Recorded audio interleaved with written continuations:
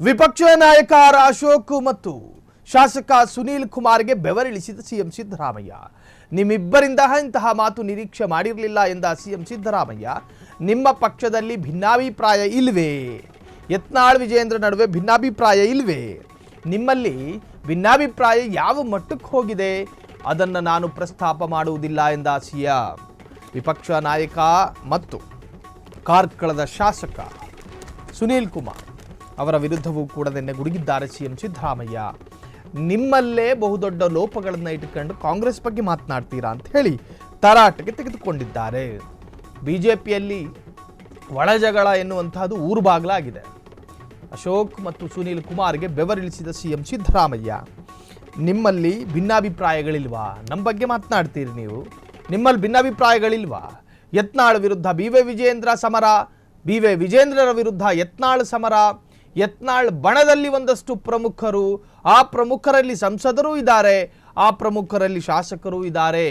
ನಿಮ್ಮ ಪಕ್ಷದ ನಾಯಕನ ವಿರುದ್ಧ ಸಮರ ಸಾರಿರೋದು ನಿಮ್ಮದೇ ಪಕ್ಷದ ನಾಯಕರು, ಕಮಲ ಕಲಿಗಳು. ಹೀಗಿರುವಾಗ ನೀವು ಕಾಂಗ್ರೆಸ್ ಪಕ್ಷದ ಲೋಪದೋಷಗಳ ಬಗ್ಗೆ ಮಾತನಾಡೋದಕ್ಕೆ ಯಾವ ನೈತಿಕತೆ ಇದೆ ಎನ್ನುವಂಥದ್ದು ಸಿಎಂ ಸಿದ್ದರಾಮಯ್ಯರ ಪ್ರಶ್ನೆಯಾಗಿತ್ತು.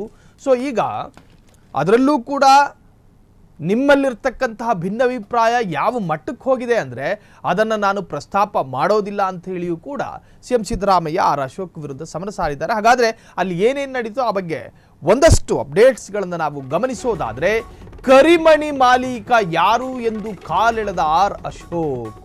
ಇದು ಯಾವ ಅರ್ಥದಲ್ಲಿ ಹಂಗೆ ಹೇಳಿದ್ರು ಗೊತ್ತಿಲ್ಲ. ಆರ್ ಅಶೋಕ್ ಮಾತಿಗೆ ಸಿಎಂ ಸಿದ್ದರಾಮಯ್ಯ ಗರಂ ಆಗಿದ್ದಾರೆ, ನಿಗಿ ಕೆಂಡ ಕಾರಿದ್ರು. ಕರಿಮಣಿ ಮಾಲೀಕ ಯಾರು ಎಂಬುದು ಅಭಿರುಚಿ ಹೊಂದಿಲ್ಲ,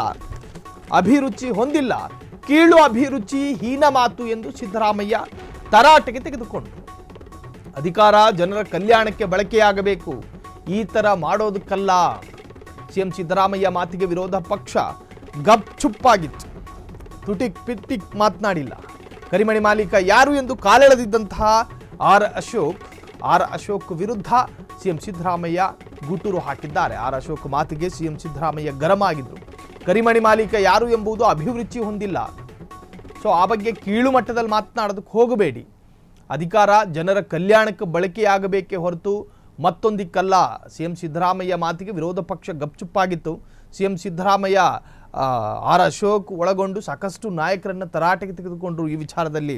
ಸೊ ಈ ವಿಚಾರ ಪ್ರಸ್ತಾಪ ಆಗ್ತಾ ಇದ್ದ ಹಾಗೆ ಸುಮ್ಮನಾಗಿ ಹೋದ್ರು.